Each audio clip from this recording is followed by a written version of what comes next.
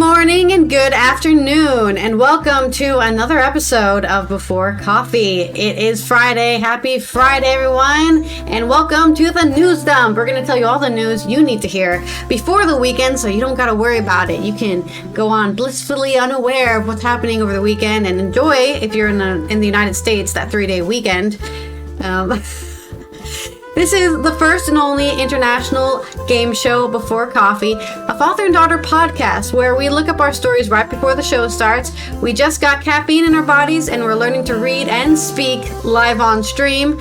Let's get rolling on that segue wheel. But first, get into today's headlines. Today on the Friday news dump. Bulgaria heads for yet another snap election. And I need to scroll up. European troops arrive in Greenland as talks with the US hit a wall over the future. From the United States, we have three quick stories in our news dump. Canada agrees to cut tariffs on Chinese electric vehicles. Taiwan to invest $250 billion in U.S. semiconductors. And what happened in the Verizon outage the other day? More in my UK water drama. Southeast Water could have license revoked amid fears water supply issues could take days to resolve. And oh boy, tribunal rules Darlington nurses experience harassment, but claims against trans colleagues dismissed. Yes, and in outer space, the space station is going to experience NASA's first medevac as 4 astronauts are evacuated. And skeletal remains wash up in Washington State that turned out to be an Oregon mayor who vanished 20 years ago. In my culture news, it's a loving mockery because it's also who I am. The making of gaming's most pathetic character in baby steps. And it's National Nothing Day. So I'm all ready for that one. January 16th, 2026 on Before Coffee.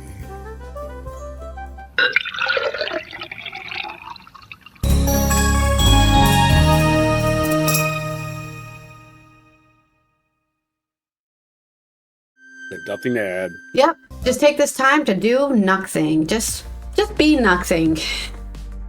Yeah. How you doing? We're nothing. We're not sure why it's the 16th of January, but hey. I don't know. Maybe it explains it in there somewhere.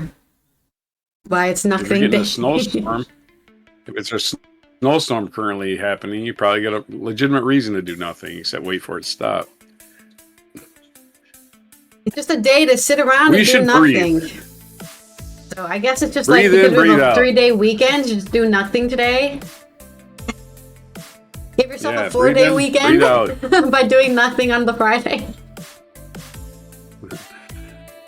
And Monday's a holiday. Yep.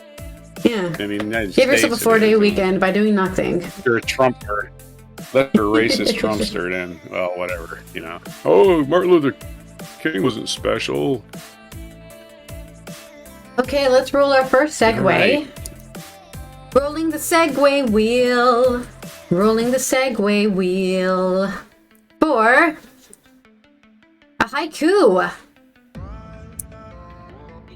So get that haiku going.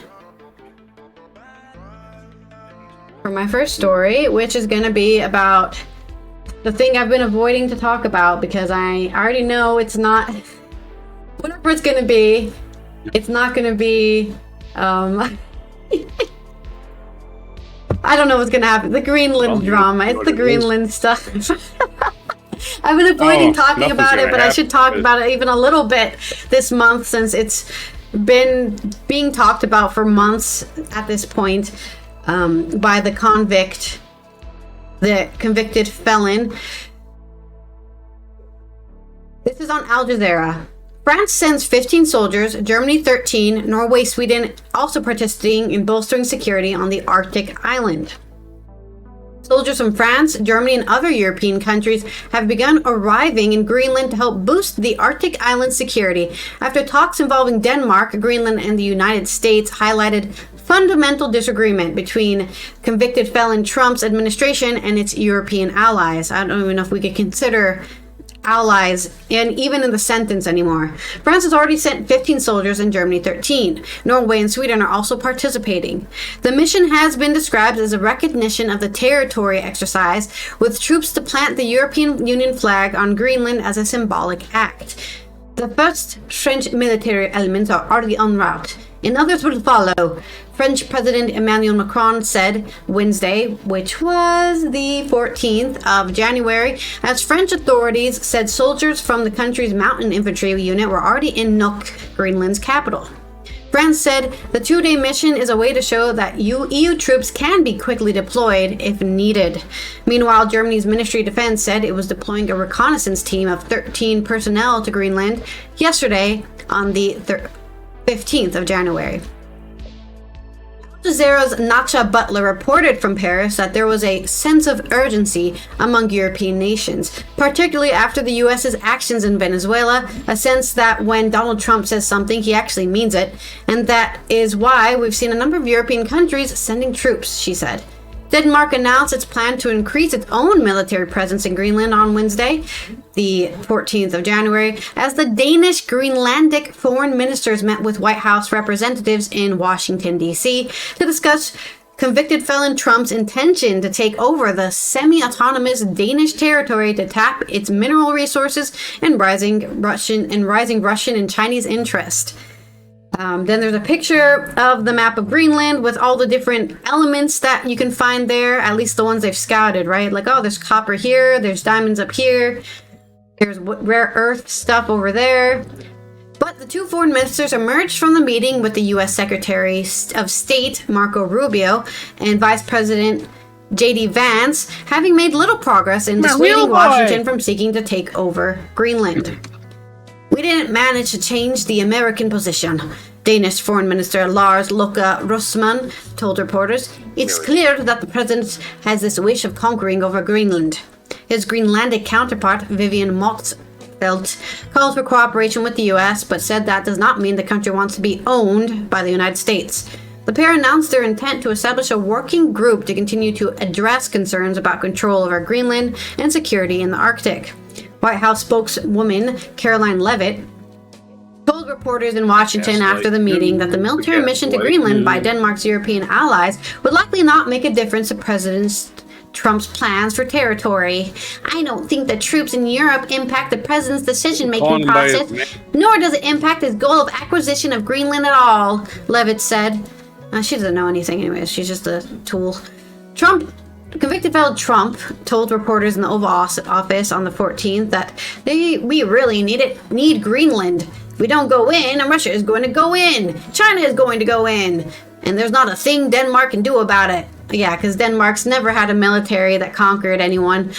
Reporting from Greenland's capital of Nuuk, Al Jazeera Warrior Challenge said that Denmark has two aims. One of them is to convince Donald Trump that Denmark can and will take Arctic defense seriously. Donald Trump is doing very scathing about Denmark's capabilities for doing so, saying that Denmark's forces here amount to dog sleds, he said.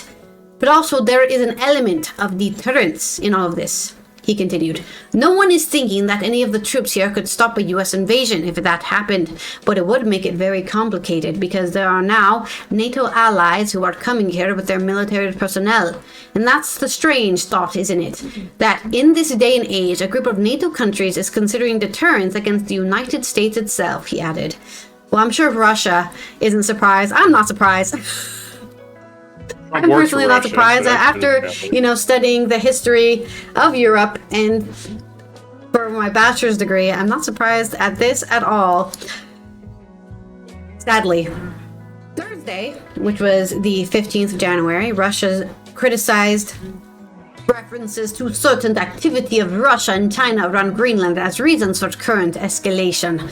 First, they came up with the idea that they were some aggressors, and then that they were ready to protect someone from these aggressors. Foreign Ministry spokeswoman Maria Zakharova said of the West's actions on Greenland. The current situation, she said, demonstrates with particular acuteness that inconsistency of the so-called rules-based world order being built by the West, she said. We stand in solidarity with China's position on the unacceptability of references to certain activity of Russia and China around Greenland as a reason for the current escalation, Zakharova said. In Moscow, Al Jazeera's Yulia Shapovalova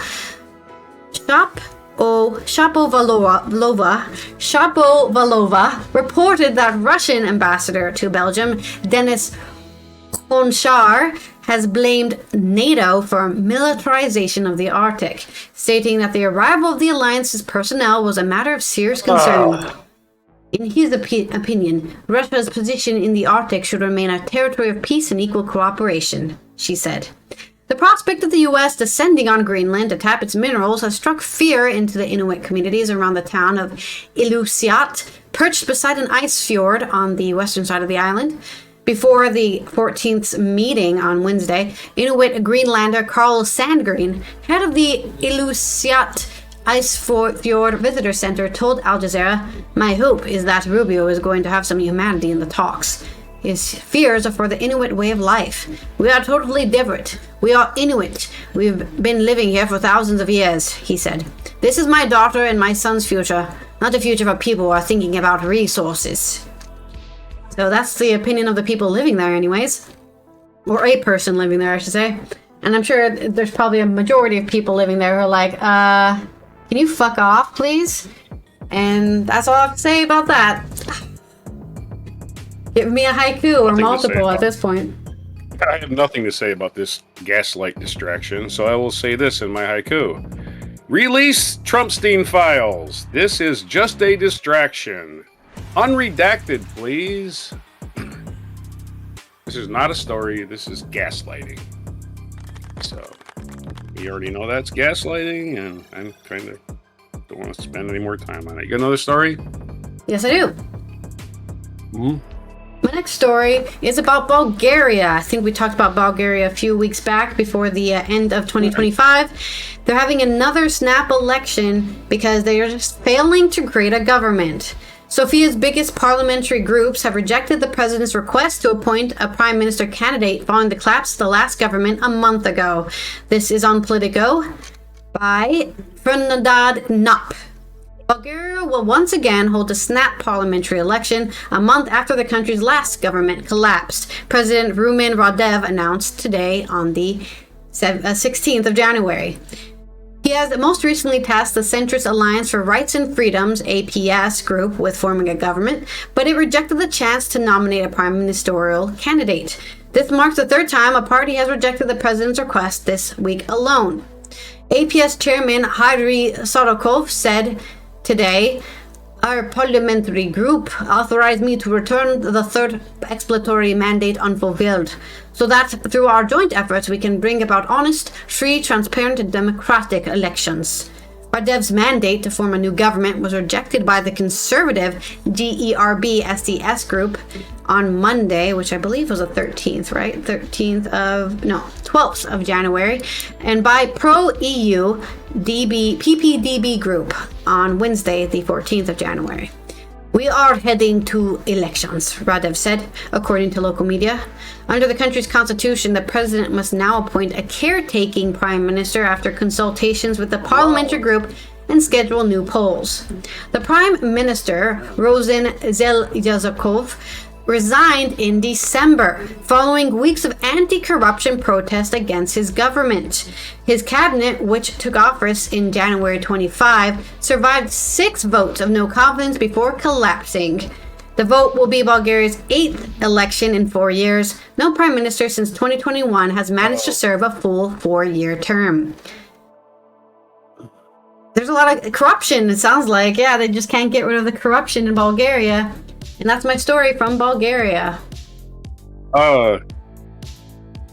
Okay, I don't have a haiku. That was really quick. Can you stretch it out a little bit more? Yeah, I don't know what else to say about it. There's nothing else to add. They're having another election. What do they? I don't know what they expect to have in the election. I wish it would tell me, but it doesn't give me any like. You know. All right, I'm gonna have to. Yep. He resigned on December 11th. Bulgaria news. In Sofia, hysteria in Sofia at 7, right? 4 elections. Hey, Hugh, that was really a quick story. Maybe you have another story? I don't know. That's it. I'm done. 1 minute story. Okay. Right, I have long stories, and there are 3 of them for my first section here. So here we go. I'll whip through them really quick. Hopefully you don't get a long limerick or something. Because if you get limerick, I'll let you respin. I got associate. Okay, so it'll be easy enough. Quick stories. Canada agrees to cut tariff on Chinese electric vehicles. Why? Because the United States has tore up their agreements with Canada, and Canada needs a new trading partner, and they need some place to sell their stuff. And Canada is not buying American crops anymore, so they need some place to buy crops. Yeah, let's do it. Ken Moritsugu and Rob Gillies of AP News. Breaking with the United States, Canada has agreed to cut its 100% tariff on Chinese electric cars in return for lower tariffs on Canada farm products, Prime Minister Mark Carney said Friday. Carney made the announcement after 2 days of meetings with Chinese leaders. He said there would be an initial of 49,000 vehicles to Chinese EV exports to Canada, growing to about 70,000 over 5 years.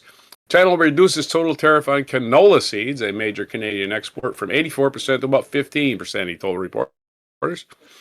I realize progress in recent months with China is more predictable, and you see results coming from that. Carney hasn't been able to reach a deal with Stinky the Clown to reduce some tariffs that are punishing some key sectors of the Canadian economy.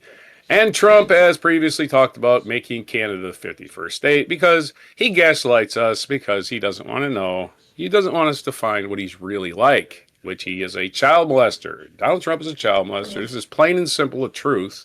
And he's doing all this stuff to distract us. And don't forget the fact that he's got 4 indictments. Earlier Friday, Chinese leader Xi Jinping pledged to improve relations with the nations after years of money. Xi told Carney at a meeting in Great Hall of People that he was willing to continue working to improve ties. Noting that talks have been underway on restoring and restarting cooperation since the two held initial meeting in October on the sidelines of Regional Economic Conference in South Korea. Carney's the first Canadian Prime Minister to visit China in 8 years.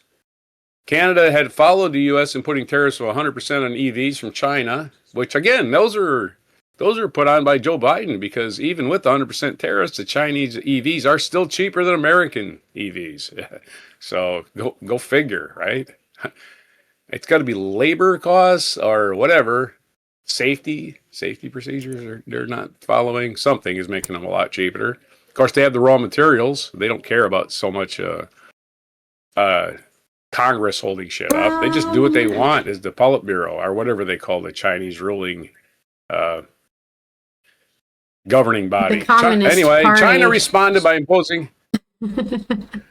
Right, China had 100% duty on canola oil and pork and seafood. So Canada working to make their economy stronger, and the United States again is dropping out of any kind of meaningful relationships with Canada and its former allies because we're being run by a criminal. Let's have your association. Well, I mean, this is just what happens, right? When you are on a global market, which we've been on a global market since, honestly, before World War I, we were pretty global by that point. It's just gotten more and more interconnected as we've been going. And when you pull one rug out of one trade partner, they have to go find another place to settle down on. So yeah, China has to... And this is happening all over the place with all the different places, right? Like Europe is making a lot of deals with a lot of abandoned trade partners, basically U.S. abandoned trade partners. They're well, again, either Trump making the doesn't care about profit or they're consequences. making this whatever, from this. Trump doesn't care about consequences. He's a psychotic madman who's trying to stay out of prison. Yeah. So let's do the next story, as I got two more for my first section, because this is the Friday news dump. Taiwan to invest. Another financial news. Taiwan is going to invest $250 billion in U.S. semiconductor manufacturing. Well, Taiwan is still a place, right? TechCrunch.com, Rebecca Sukton. Yes.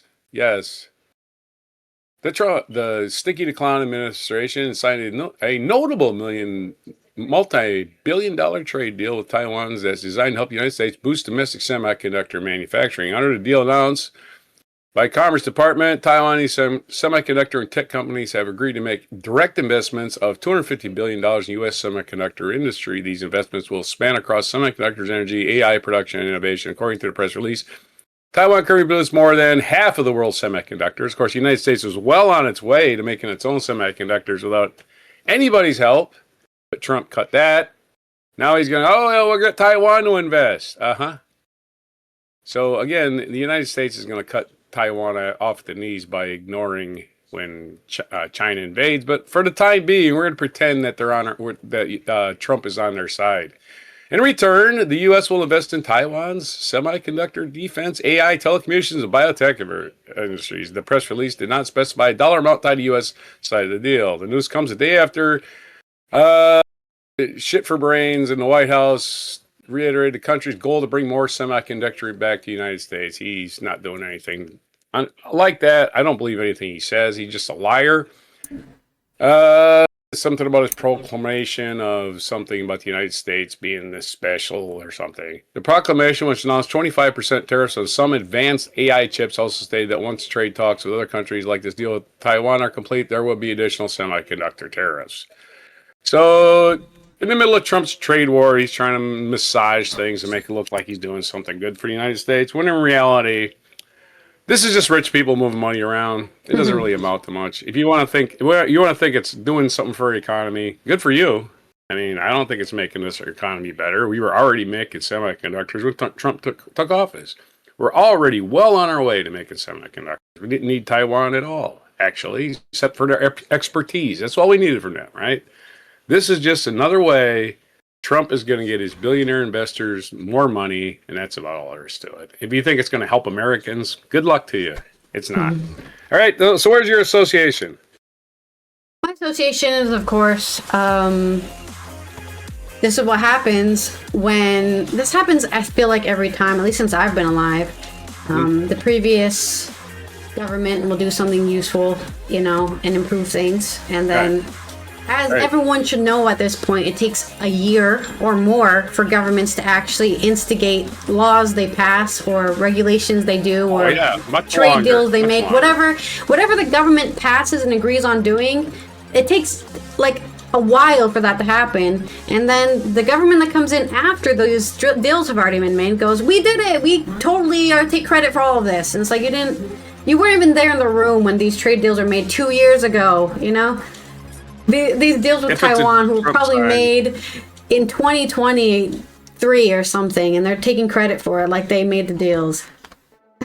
It's a deal between oligarchs, and there's a kickback involved. I guarantee it. So I don't think this is much going to do anything for consumers. We were well on our way to making our own chips. Like I said, Trump canceled that and said, it was Inflation Reduction Act. It was we're gonna start making our own chips, and we're gonna hire these experts to help us or build our factory. But instead of doing that, we're just going to make we're going to let Taiwan invest, which they were never stopped from investing in the first place. So it's kind of an announcement of air existing. Air exists just like it did yesterday. Yeah. Same old.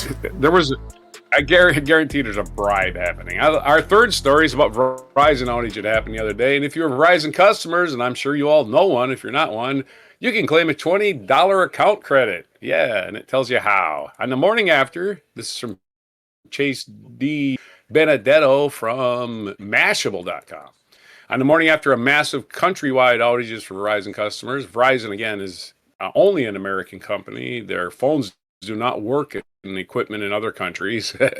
So you got a Verizon phone, you go to Europe, you might as well just, keep it in your bag. Yeah, they Turn have it this off, save thing, your they have battery this power. certain technology they use for the radios to talk to each other, and Europe No, it's uses the like... frequencies.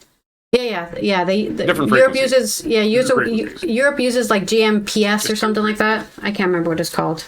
Yeah, it's different And frequencies, yeah, different modes, and different the worst part. modulations. The worst part isn't even its different modes, but a lot of American phones are stuck in those modes. Like you can't switch the modes of what they're using. Oh, So however, and you can use Verizon phone for Wi-Fi calling, so that's always an yeah. option. In the announcement posted on social media, Verizon announced that customers affected by the down services can cash in on a $20 credit voucher company. That amount should cover multiple days of service on average. It followed other statements by Verizon as soon as the issue was resolved, the company would make it right with affected users. How are you going to make it right? The credit isn't meant to make what happened. No credit really can, but it's a way of acknowledging your time and showing that it matters to us. Here's $20. Here's Can $20. you read that Now we're going to less make it fast? really complicated. Not really. It was just a quote. Okay. Verizon had not issued a full explanation for the incident. In fact, they don't know. That just proves it. Or they're trying to cover it up. Maybe they got hacked. Usually when you get hacked, you cover it up because you paid a ransom. You don't want to tell people you got hacked. Anyway, Yeah, Verizon had not issued a full explanation for the incident, but Mashable now has received confirmation from the company that the outage was caused by a software issue. This service drop was severe enough to grab the attention of the FCC, which said it was monitoring the situation. It was not the first service outage for the company over the past year. Yesterday, we did not meet the standard of excellence you expect. Really? I never really expected that. But you go ahead and pat yourself on the back. Because I've never expected that. So, anyway, we did not meet the standard of excellence you expect. And that we expect from ourselves to help us provide some relief. We are giving you a $20 account credit that can be easily redeemed by logging into the My Verizon app to accept. For on average, this covers multiple days of service. Our business customers will be contacted directly about their credits. The credit is meant to make up for what happened. No credit really can. This way of acknowledging we've already done this. We are sorry for what you experienced and continue to work hard day and night to provide the outstanding network service that you expect from Verizon. Customers logging in their account in the My Verizon app should be able to see an option to claim the offer, although some customers have reported the offer has yet to appear. Mashable reporters have also experienced problems logging onto the My Verizon. Yeah, you crashed their Everyone was logging everybody on. At once crashed it. I remember Verizon. I want my 20 whole dollars. And of course, the telephone companies, all telephone companies are a scam. Once that equipment is involved, all they got to do is pay a technician for the end of time, and everything else is profit. They just pay their technicians, and everything else is just profit. Once the sunk cost of installing the equipment, they can lease the equipment, they can lease the other users, they can sell space on their equipment to other people. They can do all kinds of stuff once the equipment's installed. And it's all profit. $20 credit might seem a lot when you multiply it times millions of users, but they can afford it, once again, because all of their profits the profits are gravy. They only pay technicians. That's all they pay anymore. Right? Once that shit's installed, they're done paying for it. There's leasing and stuff like that, but that's just a line item. They're making money hand over fist. And since there's only a few cell phone companies that actually own their equipment, they're in no trouble anytime soon. Anyway, there's your story. Have another association for it.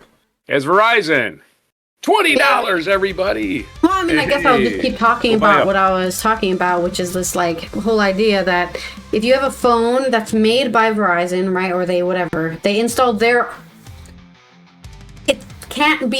can't put different SIM cards in it, right? You can't even switch your SIM card. It's stuck on the SIM card. It comes up. In Europe, they have cards that you have phones where you can put whatever SIM card you want in it, right? You can switch your phone company to whatever. But because America is using the specific radio frequency and their SIM cards only accept the specific radio frequencies programming, I can't remember what the words The are for United this. States is the only one. The United States is the only one that has Verizon, and they also have T-Mobile, which has more coverage now. Verizon used to lead the country. Verizon took over what used to be called MCI. They took over MCI's assets when MCI went on, because MCI was owned by this company called something Com. I forget what it was. Yeah. They were in their book. They were faking profits they didn't have, and basically that whole corporation dissolved, and so went to a company that was created called Verizon, and Verizon started putting in, MCI famously had microwave links instead of phone lines. That's how they got to be a big carrier as far as telephones, landline telephones, right? When they broke up AT&T's monopoly, it was because of MCI and their not only their satellites, but their microwaves. They're microwaves that linked instead of phone lines. And MCI's equipment also, of course, they had to lease it, they had to buy land, they had to put up towers, they had to put up all this stuff. And since those towers are already there, it was easy enough to put in phone equipment. It was easy enough to put in, fiber optics for phone equipment. All that stuff has already been installed. It's been installed for years. All they got to do is charge you the rates and count their money. Anyway, that's a long story. Sorry. This is why SIM cards are the reason why eSIMs have even gotten popular in this era at this point, because physically, hardware-wise, Americans are locked into, I've looked it up now, CDMA SIM cards. They can only use CDMA SIM cards, whereas the rest of the world is using GSM SIM cards. Everyone else in the world can go to Thailand and get a SIM card there. They can go to Germany and get a SIM card there. If you're an American, you can't get a SIM card for your phone to switch, to say, you're going to be in Germany for a month. I want to have a different phone bill and cancel my phone bill and for Verizon because I won't be there for a month. You can't do that. You just have to get a SIM card, eSIM, basically at this point, because of how the hardware is locked. At least that's how it was for me when I moved here, right? I had a phone. I couldn't use it here. It was useless. I couldn't use my SIM. I couldn't get a new SIM card for it because it was locked. The CDMA only. So Verizon basically owns my phone even when I move away. It's their phone. I think CDMA stands for constant demandable access, which means you're not sharing the signal with other people. You're sharing time. In other words, if you say something and there's a delay, that's because your voice has been stored until that window opens and then it's sent. So you're basically sharing time. So it's CDMA, I believe it's called constant delay, constant demand. No, it's code division multiple access is what it says here. Code division multiple access. There you go. Code division multiple access. There you go. It's a coded pack. There's so many. Seriously, there are so many. I'm seeing here. There's a huge list here of the different types of multiplexing is what it says here. There's 15 different types of multiplexing. I've had FCC licenses 89, I believe. And they've probably come up with new ones since then as well. So So your initial modulations for all radio were things like FM, single sideband, AM, upper sideband, lower sideband, continuous wave for telegraph, right? Those are all the initial things you could put on a radio wave. Now it's like CDMA, DAMA. DAMA is what they use in satellites. There's so many of those modulations, but they're usually MA is usually multiple access, and multiple access is always the part of it, which is like everybody can talk at once. Instead of waiting for a frequency to clear up, you get put in a time slot. And that time slot is milliseconds long, but it's long enough to put you in, right? It's long enough to fit you in there. And when you're in a cell phone, for instance, and your cell phone signal drops, is because an entire queue has been filled up, right? You've been booted off because you're the weakest signal. That's it. You've been booted off because you are the weakest signle. It only takes the best signal. So that's a long explanation. And that's also why phones break down when there's huge disasters. For example, in America, shootings, right? If there's a shooting, all the phones will go down. because everyone's calling, going, "Oh, I need to know, make sure my loved one is safe." And then it's like, well, you're never gonna know because everyone's doing that now. Everyone's calling their loved ones, and the phone signals explode because they can't handle all the traffic. Yeah. But anyways, that's our tangent about radio waves. Let's roll our segue wheel. Right. A lot of these sites have servers at them, right? They have actual physical computer equipment that are server for certain apps, like Grindr, right? They have a certain amount of memory that they can, volatile memory, and that just fills up and it crashes. Bam! Resets the computer. Nobody can frickin' use it until it resets. That's what crashing a server is. Anyway. Non sequitur is our next segue. All right. And my next story, I have a long one and a short one. So let's start with the long one, which is all about my favorite drama here coming out of the UK, and that is the water treatment drama. Oh, every time I feel like they find out something new, or it's like, maybe these guys shouldn't be a water company. This is coming from Athena Stavru on The Independent. Southeast Water could have its license revoked by the industry watchdog, also known as Ofwat, as residents still without supply say they have been told some services won't be open until next week. There are people in the southeast of England not having any water right now.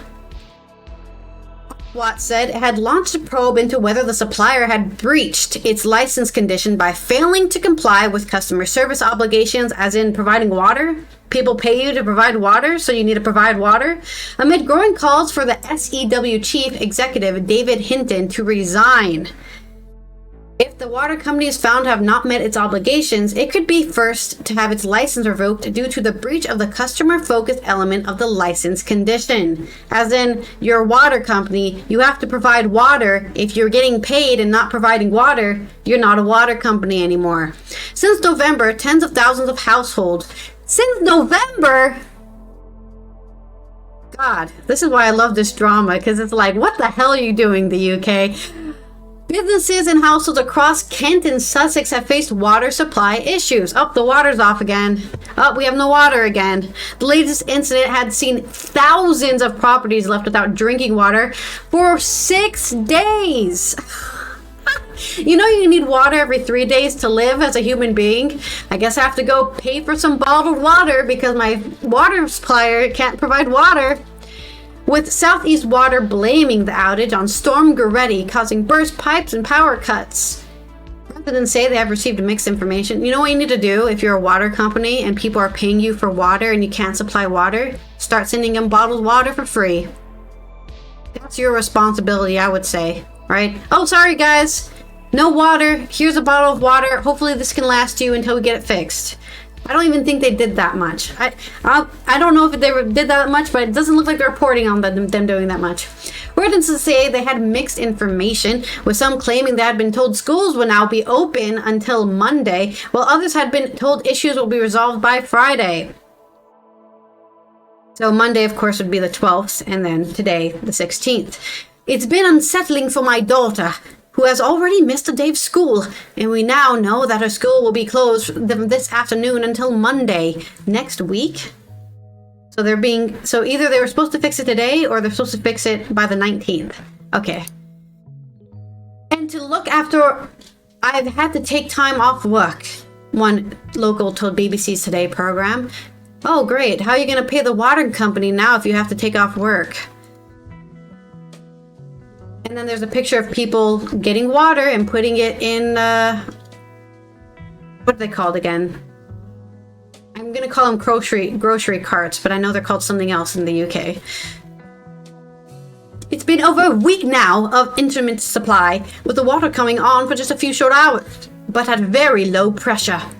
So it was sort of barely possible even to have a shower or that sort of thing. Everyone's having sponge baths in Sussex. Even when it was on most evenings, I've been going out to collect some water from the centre at the rugby club. It did run out one evening, so we were unable to go. A number of MPs have called for Miss Hinton to step down in light of the failures, as Health Secretary Wes Streeting said some water bosses seem like they're working from home. Some of them, you talk to them, they're coming to you on the screen with their sleeves rolled up, on site surrounded by bottles they're dishing out themselves. That's a proper person who's running a water company. There are others who, it looks like they're working for home, so they do need to be held account. Oh, people don't have water? Well, I'm here in my residence in Cabo. Sounds like their problem. He added, it's not right that people are left without water. We understand there are sometimes challenges, especially in a very cold weather where pipes burst, but there needs to be more rapid response to support families. Tunbridge Wells suffered a sustained outage in November and December, with around 24,000 properties in and around Kent Town left without drinkable water for almost 2 weeks. Wow. Ofwat has already launched an investigation into SEW supply resilience. The reason I'm being so critical of this, by the way, is that when you are a service provider of a certain thing, you as a business should probably take into account that these things can happen, right? You should always plan for the worst things to happen so you have safeguards to avoid the worst scenarios. And it just sounds like they were like, oh, just give them some water and in bottles, and then we'll fix it one day. It doesn't seem like they're trying very hard to fix it. Their resilience, right? That's what they're looking into. Their resilience to problems and failures doesn't seem very high. Has SEW failed to develop and maintain an efficient water supply system? That's an ongoing investigation by Ofwat. Lynn Parker, Ofwat's Senior Director of Poor Enforcement, said, the last 6 weeks have been miserable for businesses and households across Kent and Sussex with repeated supply problems. We know that this has a huge impact on all parts of daily life and hurt businesses, particularly in the run-up to the festive period. That is why we need to investigate and to determine whether the company has breached its license condition.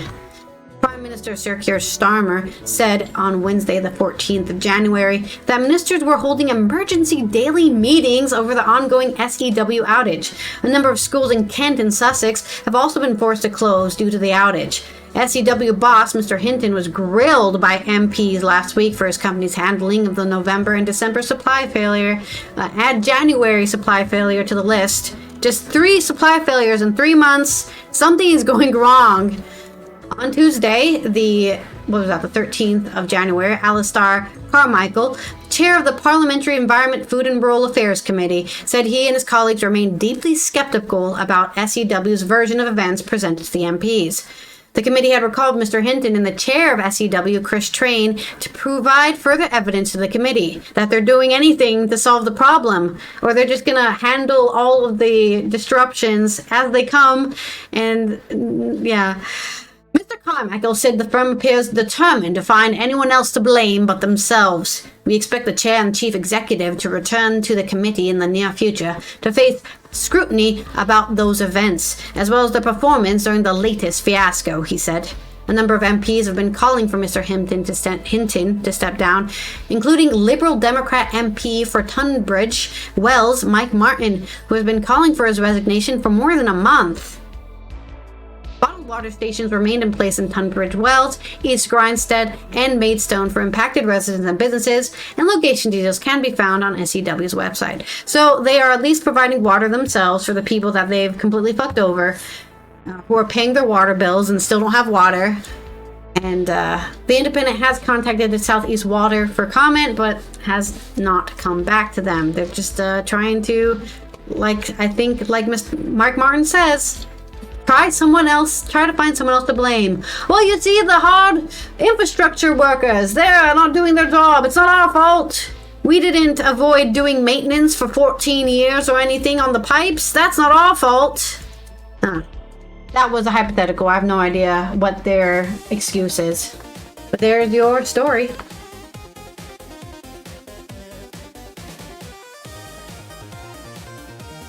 Are you muted? I think you're muted still.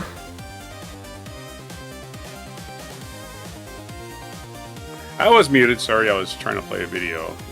Can't do both at once because you'll be interfered with. All right, so non sequitur. I'm reminded of that poem, The Rime of the Ancient Mariner, where one of the lines goes, "Water, water everywhere, and all the boats did shrink. Water, water everywhere, nor any drop to drink." As you know, Yes. Anyway, there's water, but you can't drink it. It might kill you. There's shit in it. It sure is. There's actual shit in your... It's everywhere, but nobody can drink it. It's just spilling out into the water, into the surrounding area. Yeah, being lost at sea, that's the problem. All that water, and basically you don't have capacity or anywhere. That's why you catch a fish lost at sea, you should eat the fish. Yeah. Because the fish's eyeballs are fresh water. There's no salt in there. So yeah. Well, hopefully everyone in Sussex doesn't have to start eating fish eyeballs.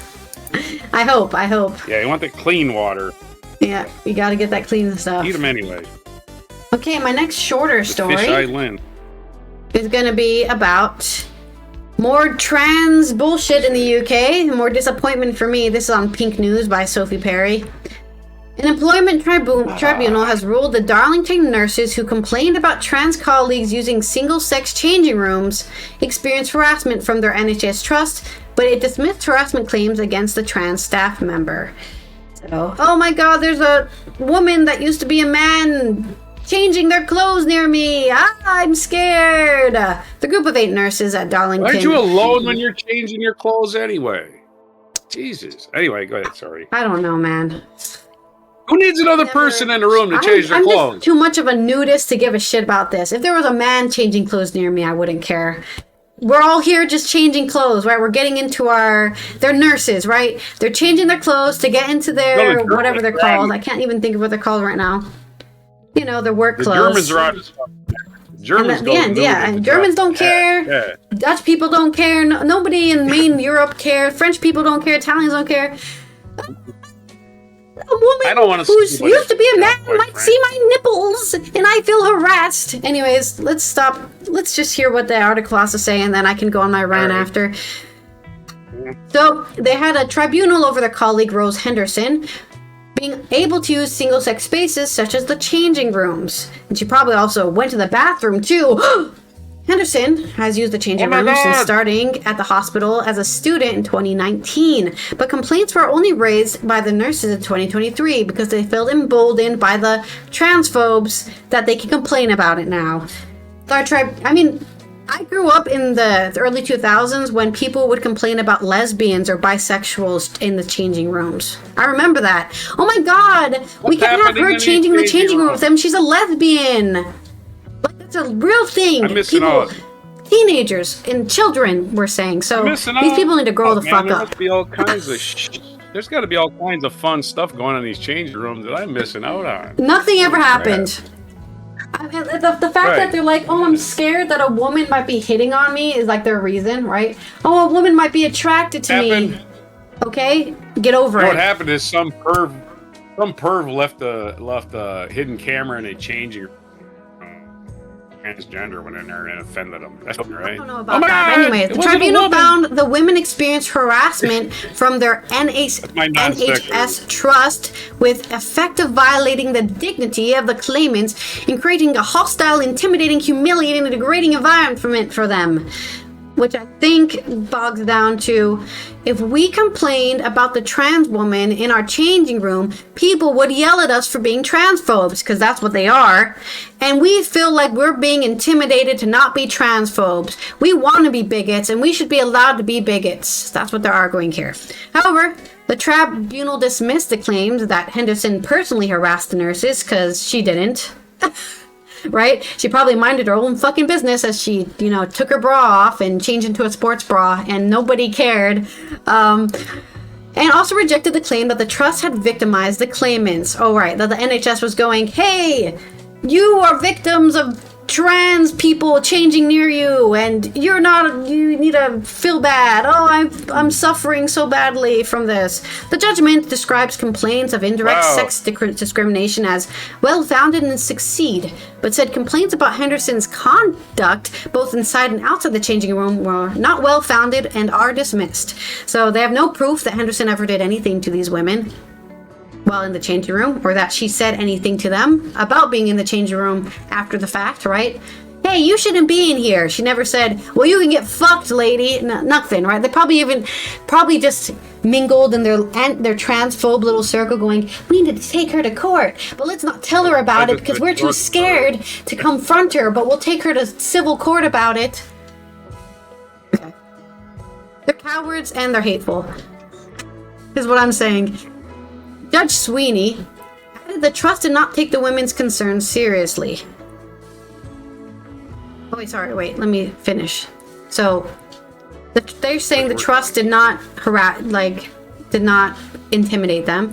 Employment judge Seamus Sweeney said in his ruling the NHS trust had subjected the claimants to harassment related to sex and gender reassignment. Oh, were they forcing the nurses to get balls and penises? What does that mean? Harassment related to sex and gender reassignment by allowing Henderson to use the changing room without providing suitable alternative facilities. Judge Sweeney added the trust did not take the women's concerns seriously. This included referring to the need for the claimants to be educated on trans rights and to broaden their mindsets. Okay, so the NHS has to take the hateful women and tell them stop being hateful and get over yourself. I mean, go ahead, sure. They need to be educated on trans rights and to broaden their mindsets. Imagine being a nurse and not knowing how any of this works. The later provision of inadequate and unsuitable changing facilities for those who objected to sharing the female changing room with that colleague. I agree. If you don't want to share your changing room with a trans person, go get your own changing room. I agree with that judgment. You can go to the transphobe room. All the transphobes can go hang out in there. Judge Sweeney added the trust did not take the women's concerns seriously. Henderson said that the nurses engage in... Ooh. Okay, so it looks like here that the nurses themselves actually directly discriminated and harassed her. And that created an intimidating, hostile, degrading, humiliating, and offensive environment due to her protected characteristics. Aha! What do you call that again? Projecting. Hey, she's doing that to us. No. I think you're doing that to her, and she's not taking you to court for it, so you should feel lucky. While Nurse Bethany Hutchinson described the ruling as a victory for common sense. Sorry, is that a real quote? Common sense. I hope that's what she really said. A victory for common sense. Would be a funnier thing, like she doesn't even say common. Women deserve access to single-sex spaces without fear or intimidation. Well, trans women are women, so no worries there. Forcing us to undress in front of a man, not a man, but a woman, not only degrading, but dangerous. How is that dangerous? Today's ruling sends a clear... It's like saying, oh my god, that thing is gonna kill you. Is there any proof it's going to kill you? No, but if I keep saying it, it becomes true, right? This lip balm will kill you. Don't touch it. A trans woman is dangerous. I don't have any proof they're dangerous, but if I keep saying it, everyone will believe me. Today's ruling sends a clear message. The NHS cannot ignore women's rights in the name of ideology, she said following the judgment. We stood up because we knew this was wrong. No woman should be forced to choose between her job and her safety. This ruling is a turning point, and we will keep fighting until every woman in the NHS and guarantee the dignity and protection she deserves. But not the trans women, right? They don't deserve protection or dignity. They deserve to get harassed and taken to a civil court case for doing things they didn't do because they existed in the changing room. Don't worry, guys. I believe trans women also deserve those rights. In a statement, a spokesperson for County Durham and Darlington NHS Foundation Trust said, "We are taking time to review the judgment carefully and will comment further and once we have the opportunity to consider in full." What it sounds like is the judgment is NHS needs to educate these idiot nurses on how trans women are women. Them changing in the changing room with you doesn't endanger you. The only danger thing that could do is they actually threaten you, which they didn't. People in the changing room at the same time. Why it's so crazy how we've changed mundane tasks like taking your shirt off and changing your underwear into a threat. Here's an idea. Here's an idea: have one person in the changing room at a time. Are you all a bunch of weirdos? You got to have another person in there with you. That's fucking. And why the hell are you thinking about this shit? Just change your clothes and shut up. The That Darlington is your nurses' shortest cases was story. supported by the Christian Legal Center because for some reason Christians care about this. A Christian legal organization, which is a sister organization to the evangelical, there's a key word there, evangelical, Christian Concern, which describes homosexuality as a harmful sexual practice. Mind, there's nothing in here about her being a homosexual, she's just trans. You can still be straight and be trans. And marriage as the union between one man and one woman. You know what? That's against my polyamory. I believe 50 people should be able to get married to each other. How dare you? While claiming that gender-affirming healthcare caused lasting damage to who? Your pride? What it means to be a woman? I'm sorry that everything's not black and white for you. The legal firm has previously supported various anti-LGBTQ cases, so we know where they stand on being bigots, including that of a woman suing Camden Council over trans flags colored zebra crossing. Oh no, there's a trans flag on the ground. I'm scared for my life. A mother taking her son's primary school to court for holding a pride event. How dare you celebrate pride? And a school employee taking legal action after she was sacked, sharing Facebook posts criticizing LGBTQ plus inclusion. Yeah, if you're a teacher, don't have opinions because you're not allowed to. I'm sorry. I know this is a crazy idea, but I would argue teachers need to be pretty unbiased because they're teaching multiple different people from different backgrounds things. And they don't need to be spreading their ideology. And I agree with I'm with that with gay people too, and non-gay people, straight people, right? Just don't mention any of that stuff. You're not there to teach them how to live their life or who to be. You're there to teach them science or math or health, right? Health class. Don't start spreading your fucking ideology as a teacher. Christian Concern has also threatened to sue Westminster City Council over its display of the 300 Progress Pride flags on the Regent Street to mark Pride Month, accusing them of indoctrinating Londoners and breaching planning control. Imagine trying to indoctrinate Camden, of all places. If anybody knows anything about Camden, it is the gay part of town, so shut up. Anyways, the organization was founded by Andrea Minchelio Williams, a barrister who is also the chief executive of Christian Concern. In 2008, a Channel 4 documentary entitled In God's Name highlighted how Williams opposes abortion and believes homosexuality is sin, while in 2018, she criticized the Church of England's trans-inclusive guidance by writing there was no need for Christians to sacrifice truth in a misguided attempt to be loving. Yeah, why don't you just love people? It's not that hard. Jesus did it very easily. It's not loving to mislead people in wider society into the falsehoods and myths of transgendered ideology, she wrote. Based on what? The Bible, God's revealed and perfect word, does not recognize postmodern gender theory. Are you sure about that? Or are you just saying that? Because we also believe in hell, but hell's not in the Bible either. Neither does the official doctrine of the Church of England. It is time for bishops to teach faithfully on this issue and for the clergy to speak with love, compassion, and truth. I think they are doing that by saying, hey, there's no need for you guys to hate people. You don't have to hate trans people, that's what they said, right? No need for Christians to sacrifice truth in the misguided attempt to be loving. Whatever. Commenting on the outcome of the Darlington nurses case, Williams said in a statement, "This judgment exposes the extent to which the NHS hierarchy has been captured by extreme gender ideology and its willingness to sacrifice women's safety and dignity in order to uphold it. Allowing a man into a female-only space because he claims to be a woman violates human dignity, common sense, and the law and land and biblical truth." Well, your point of view goes against my human dignity, common sense, and law of my land. But you don't care about that. You only care about yours. The NHS and the government should now give up their sabotage of clear judicial decisions and abide by the law, which acknowledges that men are men and women are women. Indeed, including trans women are also women. So there's my rant on trans lives in the UK being disappointing again. But this time they got I guess they completely got overruled and said, hey, she didn't harass you. Leave her the fuck alone. You're harassing her. Go take a class on trans lives and what that means. That's the ruling, basically. Go get educated, stupid nurses. I can't believe you guys are working for us and you don't know how trans lives work. Embarrassing. Getting a nursing degree. A bunch of non sequiturs. I'm glad that was your short story. Are you sure? No, I thought the other one was shorter. Or did you editorialize? No. I thought you said this one was your shorter story. Okay. I was like, wow, I thought it'd be over any second now because I was writing things down. I think, okay, we got plenty of time here. No, that was your longer story. Okay, all right. My non sequiturs. Again, I corrected my grade school teacher. I think it was actually 7th grade teacher on this.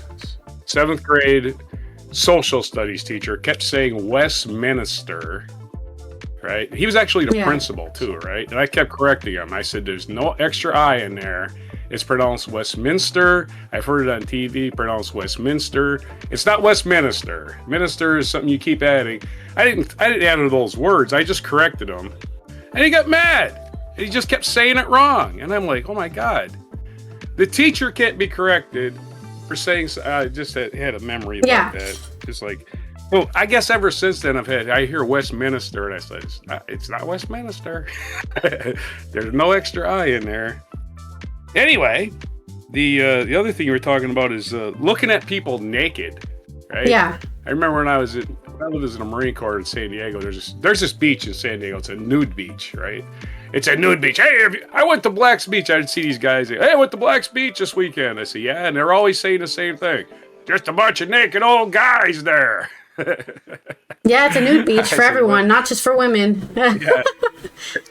And I said, did you go nude? And they would always say, no. Like, why? You're naked in front of Marines every time, all day in the shower. Navy guys. What's the problem going naked at a beach? Somebody might see your junk when it's shriveled up for them or something. And I always thought that was weird, as they were going there to look at other naked people but not take their own clothes off. I said, what kind of weirdo are you? Yeah, very weird. Right? And of course, if there was a nude beach full of women, men wouldn't be allowed to go there because they'd be going there for the wrong reasons. You shower naked with dozens of men, but you won't take your little panties I truly off. can't relate. I just don't relate to this feeling. I think, we're all born naked. Naked bodies are the most natural state we can be in. And for some reason, there's just people out there going, no, I don't want to see it. Ah!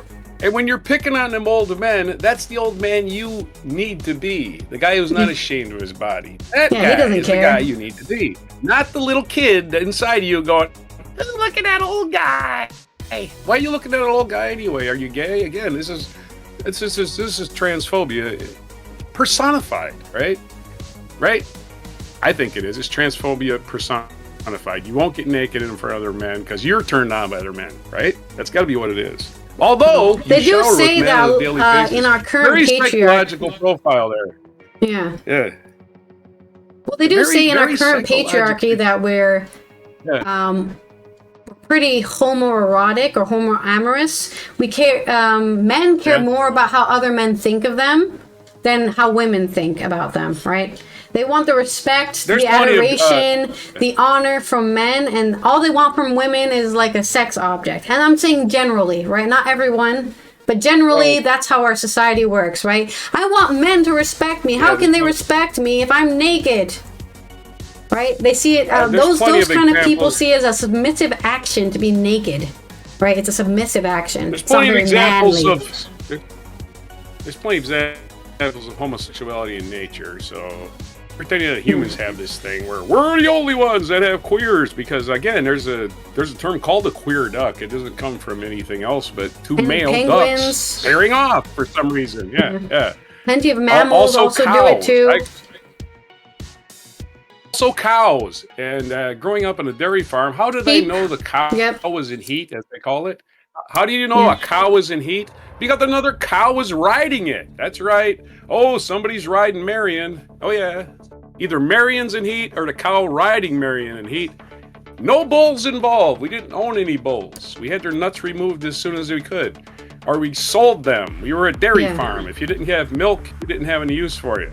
So there's queer cows. Are they queer cows? No, they're just sexually They're just I horny. gotta have some. At That's that what heat is. moment in time. That's what natural being thing in heat their is brain. being horny. A horny cow, yeah. Think of Jay Lance in a couch, right? It's the same thing. Right? So anyway, let's. I did send you a video. Roll the about Segway water. wheel. Okay. I did that before. I almost turned. Segway wheel. Go. Like, wasn't that your? Also, I was thank like, you, wait, that's Almond. your short Scrubs is the way. I can't believe I forgot By the the word way, my other non Scrubs. sequitur. Because Scrubs is like a very famous TV show, and I forgot the word for Scrubs. Alliteration headline.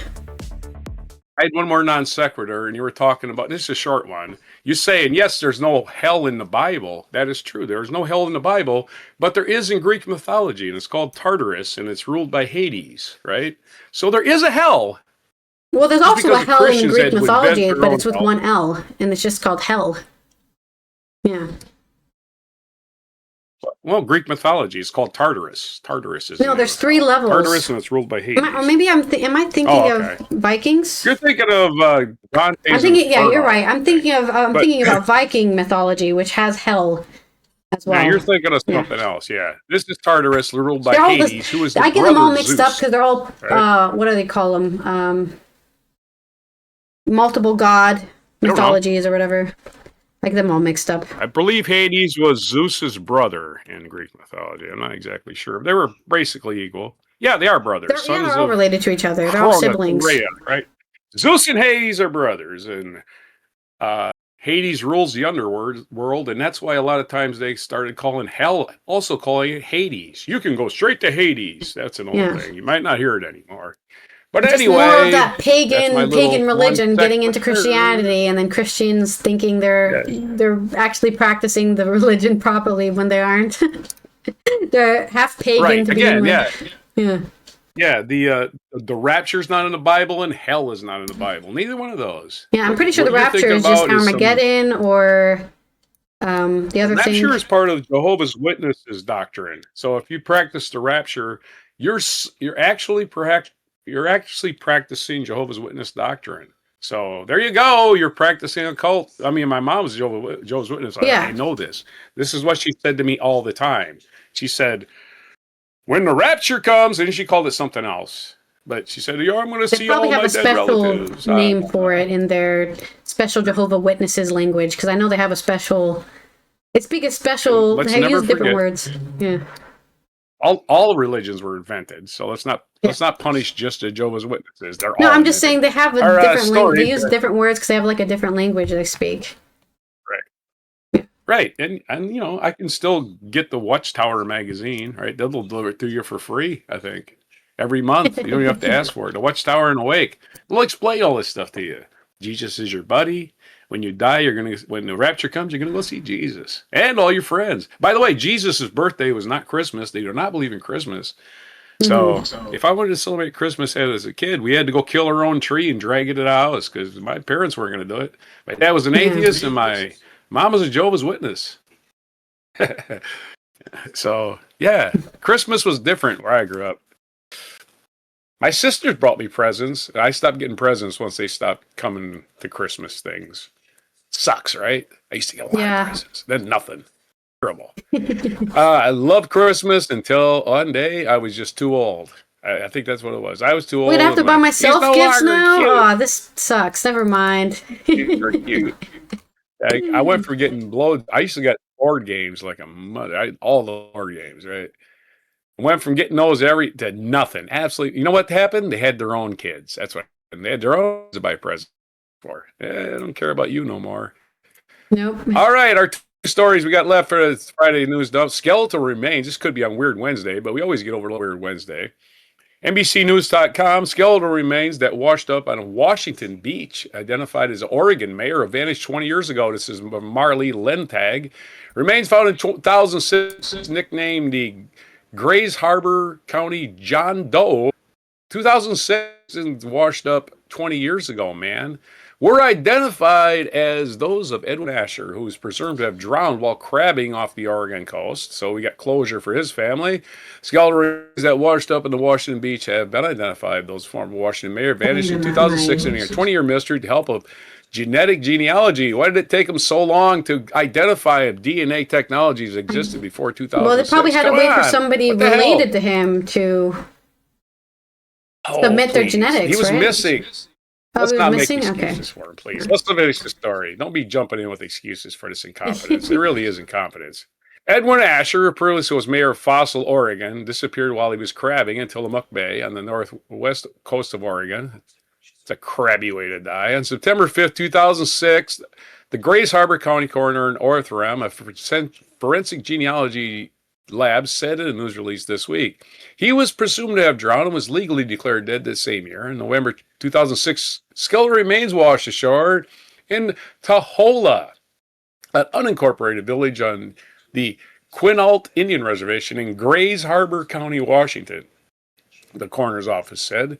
Taloa is about 125 miles north of Tillamook Bay. The local sheriff's and coroner's office responded and collected evidence. It was determined the remains were those of a man estimated to be 20 and 60 years old, 5'9" inches tall. Oh, they measured him. Oh, nice one. 5'9" inches tall and estimated 170 to 180 pounds. However, this never identified and became known as the Grays Harbor County John Doe. Last year, Grays Harbor County's coroner's office and King County medical examiner submitted forensic evidence to the Othram to try to identify the John Doe. Scientists used genome sequencing to build a DNA profile for the man and genetic genealogy search to develop new investigative leads. Investigators were led to potential relatives of the man, and reference DNA samples were collected from a relative and compared to those to John Doe. Again, you had a missing mayor, right? A body washed up, not really a long time between, not only 124 miles up the coast, right? You would search the whole coast for bodies, wouldn't you, for a missing body? Nobody thought to look that, hey, you know what? There's a missing persons report for this guy, you know. What are you, people just not doing their job? Very suspicious. Right. It's like you didn't care. You're like, oh, DNA. I guess you could take DNA samples in those days. This is stupid. And you could have contacted his relatives in 2006. Why this laziness? A person. It's not just some, it's an object now. We can just put it in a drawer. This is really upsetting to me. This really existed, and they do nothing with it. Asher was born in Salem, where I lived until last year, and raised in Astoria. And in 1952, he moved to Fossil, where he was a lineman technician for the Fossil Telephone Company. He retired in 1995, according to his obituary. He also opened his own shop, Asher's Variety Store, in 1965. He loved antique cars, fishing, and boating, the obituary said. He served as a mayor, also volunteered as a local fireman and ambulance driver. He was survived by his wife over 20 years, who probably, I don't know, she wasn't even curious, right? Hey, anybody? Children and grandchildren, great-grandchildren. None of them apparently curious if anybody's washed up. Just gave up and said, oh, yeah, the sharks got them, or something. I don't know. There's your story.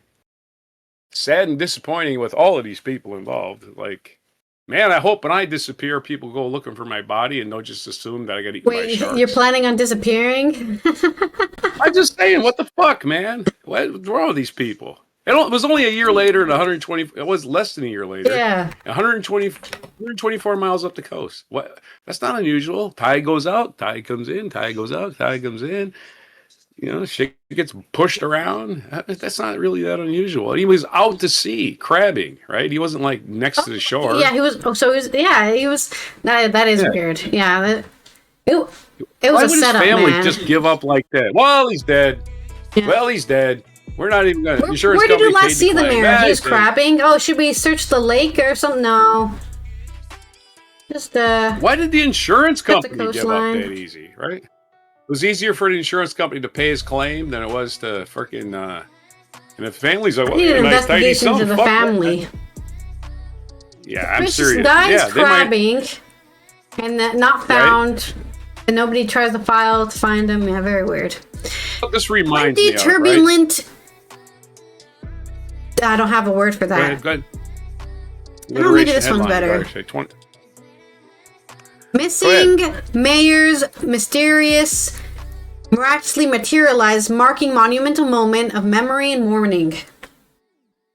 Whoa. There we go. Mayor. That's a better one. Using mayor. It's so sad, right? I Yeah. think we should suspect the family. Like I This said, reminds me of look into William the Colby family. is? Somebody whacked off the mayor, cashed out his insurance claim, and then we won't look for him anymore. He obviously died and got eaten by crabs. I guess the crab's vengeance. I don't fucking know. You know what that reminds me of? It reminds me of over here and near us in Wicomico River, the Wicomico River, if you know where that is. The head of the CIA turned up one day, drowned in his kayak, right? The head of the CIA, former head of the CIA. And nobody investigated that. Isn't that weird? I think it's weird. Yes, He very goes weird. up for a little kayak trip and drowns. Like, who drowns on a kayak trip? It wasn't like he was in the rapids. He was in the freaking slow-moving river. Basically sea level. He wasn't going anywhere unless the tide was going out. Yeah, so... Yeah, he went... The worst part is... Anybody in the CIA... I don't know. Anybody in the CIA dies with no witnesses. Suspicious. Yeah, so my next story, as we're going to talk about sick astronauts. This is from... You have another one? Oh, Okay. We're going to talk about sick astronauts. Sick astronauts. All right, the AP News, medvac. Astronauts leave. Yeah, leave space station. NASA's first medical evacuation. This was updated last night. This is from Marcia Dunn, AP, Associated Press, other words. An astronaut in need of doctor's care departed an International Space Station with 3 crewmates on Wednesday in NASA's first medical evacuation. The 4 returning astronauts from the U.S., Russia, Japan are aiming for an early Thursday morning splashdown in the Pacific near San Diego and SpaceX. Okay, this was published Wednesday night, so they may have landed by yesterday. The decisions cut short their mission by over a month. Our timing of departure is unexpected, NASA astronaut Zena Cardman said before the return trip. What was not surprising to me was how well this crew came together as a family, help each other and just take care of each other. Officials refused to identify the astronaut who needed care last week and would not divulge the health concerns. The ailing astronaut stable, safe, and well cared for. Outgoing space station commander Mike Finke, what a name, Mike Finke, said earlier this week via social media. This was a deliberate decision to allow the right medical evaluations to happen on the ground where the full range of diagnostic capability exists. Launch in August, Cardman, Finke, Japan's Kimaya Yui, and Russia's Oleg Platonov should have remained in the space station until late February, but on January 7th, NASA abruptly canceled the next day's spacewalk by Cardman and Finke and later announced the crew's early return. Officials said the health problem was unrelated to spacewalk preparations and other station operations, but offered no other details, citing medical privacy. Somebody got the clap? Somebody got the clap. Yeah. Gave it to one of the other astronauts. Some sort of STI being spread around. Yeah, if you ever saw Apollo 13, that was what Kevin Bacon's character had to clap. That was one of those things that almost derailed his participation. NASA said it would stick to the same entry and splashdown procedures in flights, and with the unusual assortment of medical experts aboard the recovery ship in the Pacific. It was another middle-of-the-night crew return for SpaceX, coming less than 11 hours after undocking the space station. NASA said it was not yet known how quickly all 4 would be flown to California or Houston. 1 U.S. and 2 Russian astronauts remain aboard the orbiting lab just 1.5 months into an 8-month mission that began with a Soyuz rocket liftoff from Kazakhstan.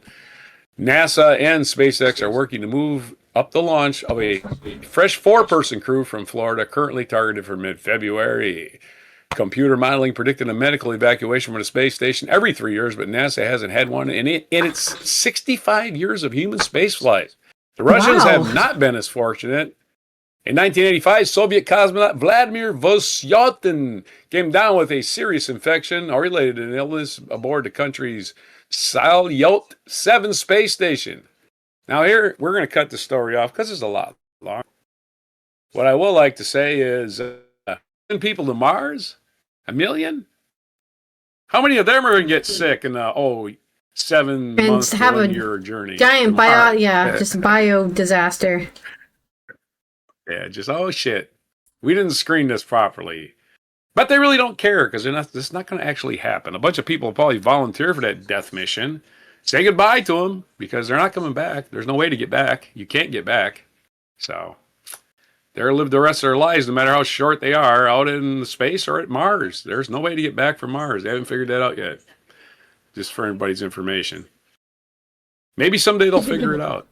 But you can't get back from Mars, no. Anyway, there's your story. Let's have as a headline. Okay.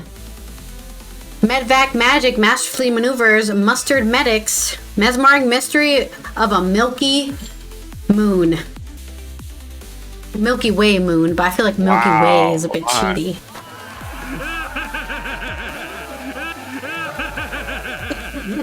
Lots of M's today. Lots of M's in my alliterations.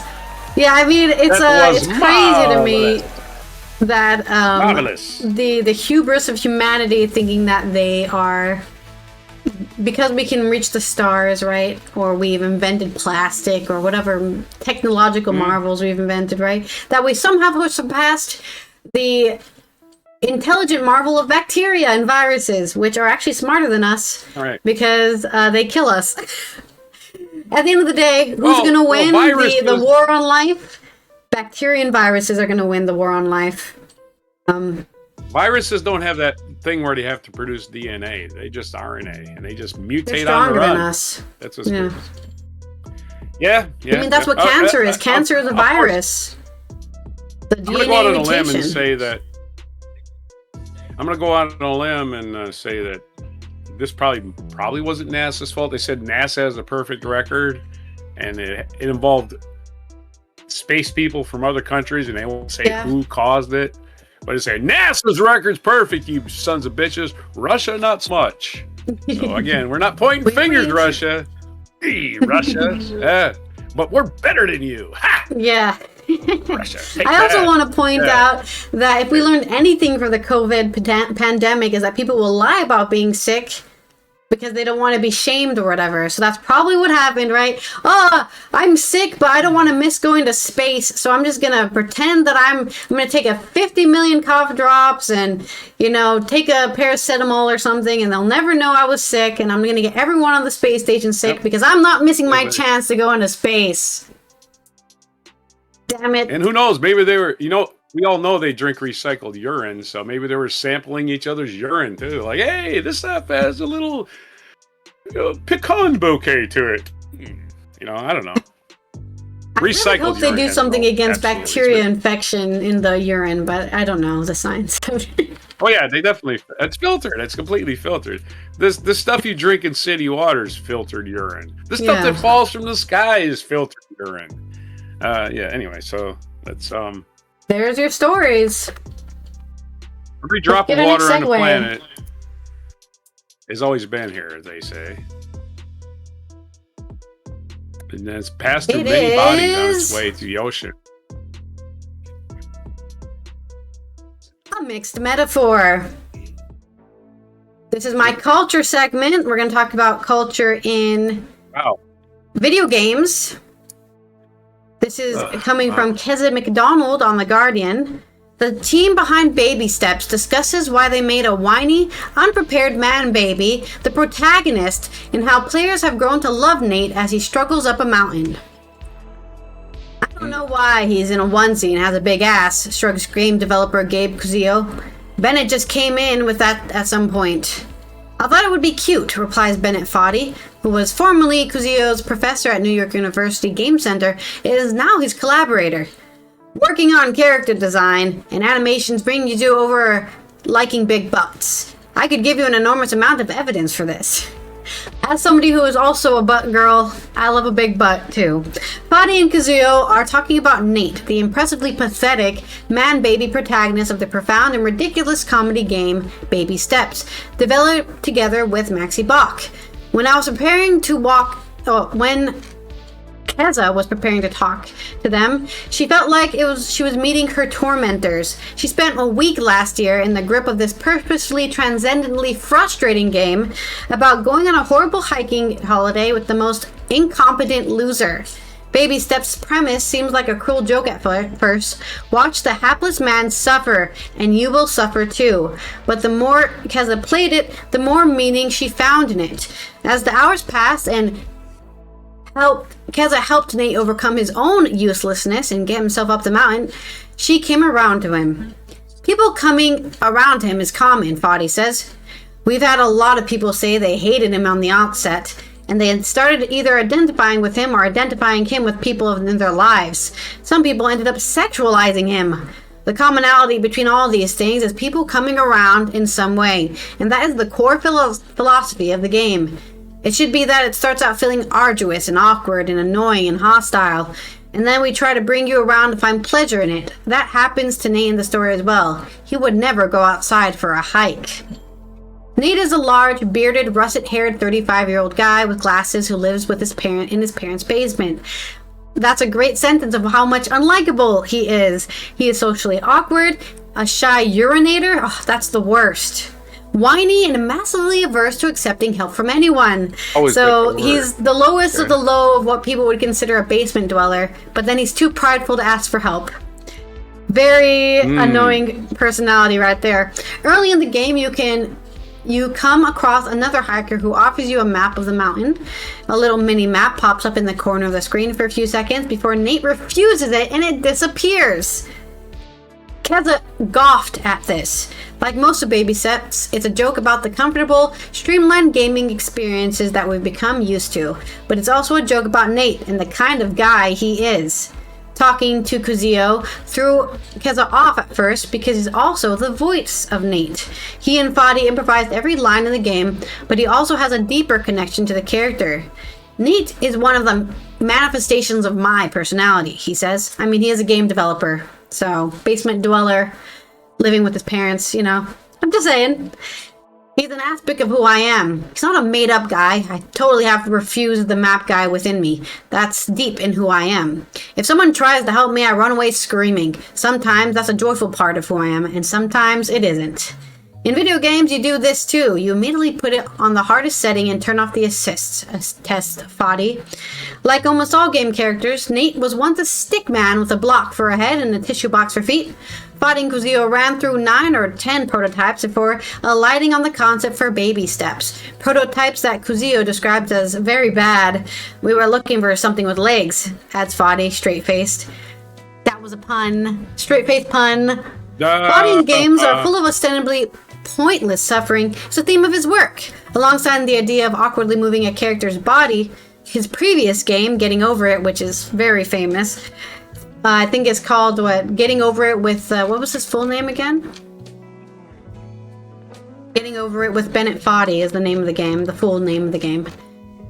And it's basically, you try to climb, you're a guy inside of a cauldron, so you have no legs, and you're using like a jackhammer to push yourself up and then climb this whole mountain. And the whole idea of the game, or the premise of that game, is you fail to reach the top of the mountain. You fall down countless times and you have to learn, right, to get over it. You're gonna fail and you have to get back up, dust yourself off, and try again. I think it's a great psychological torture game. The prototype, in which you individually control a character's feet to walk them around and fit that bill within a couple of days of Blockman, had become a helicopter pilot, an off-the-shop placeholder asset. It was a couple more years before he became Nate, and 6 more before the game was finished.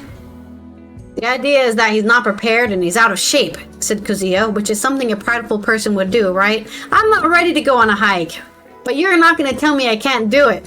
Having an unprepared character give the players an excuse if they're feeling like they're insufficient. They can blame him. Nate fucking sucks, Fadi elaborates. We have the idea of a cute lumberjack guy with a little backpack, based on one of our friends who will never need to know that he was the inspiration.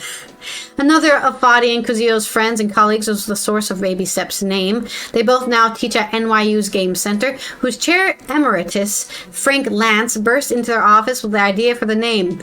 At that point, the main character was a giant baby. You could argue that he still is.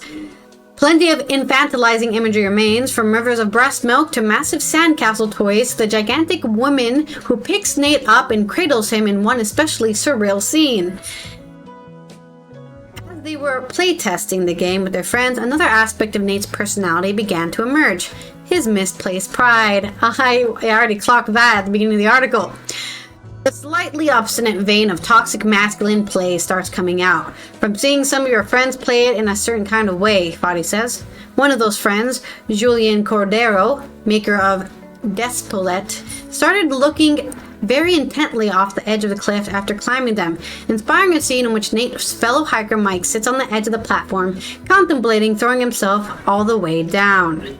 Baby Step's interesting exploration of what masculinity means to a guy like Nate is delivered both through the story and the experience of play.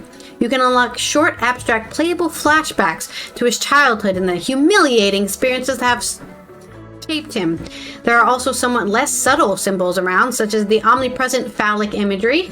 An interesting thing about this game's meditations on masculinity is that it doesn't involve women at all, except for the giant woman who coddles him like a baby.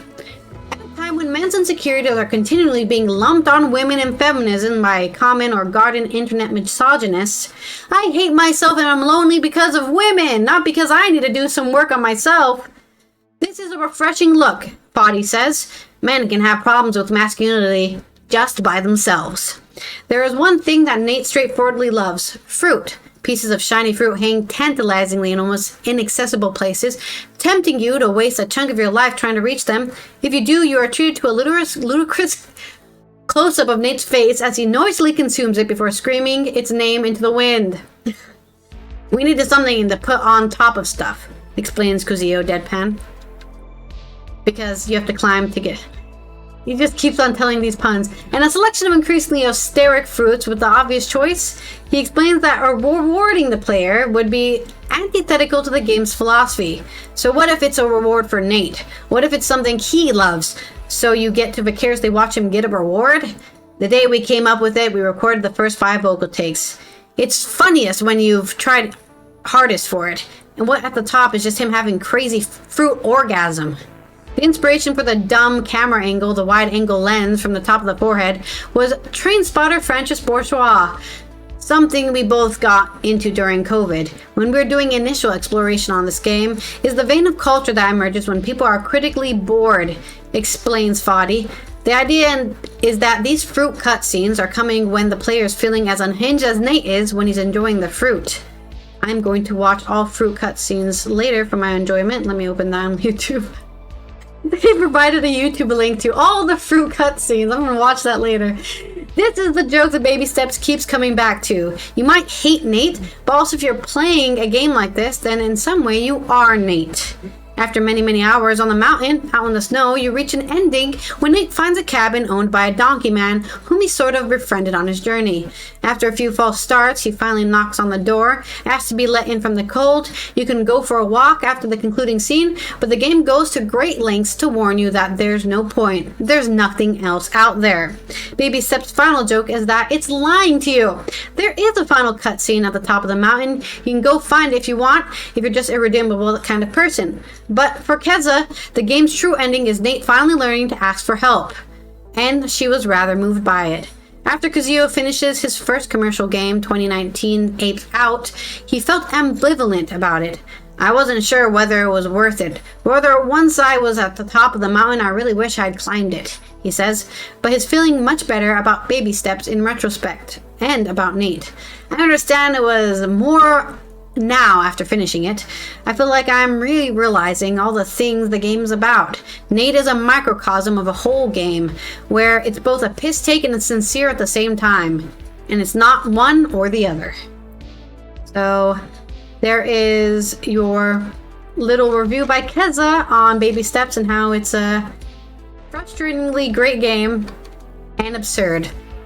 And if you haven't seen it or played it, play it. I've seen it. I've watched an entire streamer play the whole game. And it can be frustrating. I think the part I remember seeing is you can climb up this hill, but if you miss a step, you'll fall into this ravine that is just full of mud, and then it slides you all the way back down the hill to the bottom.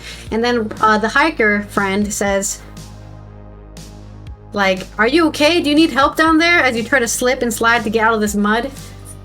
And of course, Nate says, "No, I don't need help getting out of the mud," which is not true. All humans need help getting out of mud. There's no human in the world who can get out of mud by themselves. That's the power of mud. But that's my story. I guess I got a metaphor. But you wouldn't ask for a mixed metaphor, did you? Huh? I gotta do that. I guess I got a metaphor is Klein. Yeah, think about any video game where you just every time you got to start over or start from scratch. That's like Sisyphus. We go to Greek mythology, right? Sisyphus continually rolling that rock up the hill, and has to do it every single day. Never gets there. It's his punishment from Zeus. He has to spend eternity every single day rolling a rock up a hill. Yeah. That's my metaphor, simile. But in this case, people are volunteering to feel that, I guess. Well, again, it can be applied to any repetitive activity. Not being forced to do it necessarily, but it can be repetitive. Yeah. We are not as these idiots that think the United States is a democracy. You keep insisting that it's true. That's similar to that, right? We just keep rolling that rock.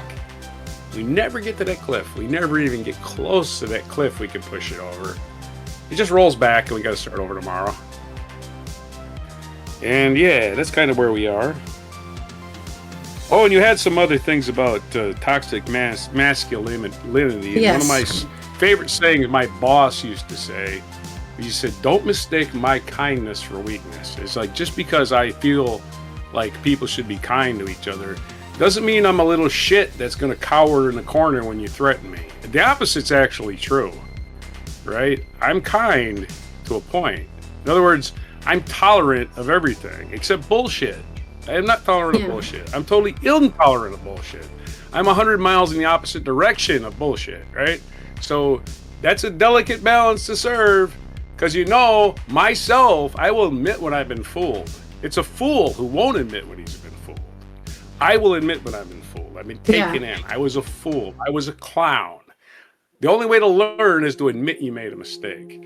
All right, so that's my little... That's true. These are wise words from Roger right there.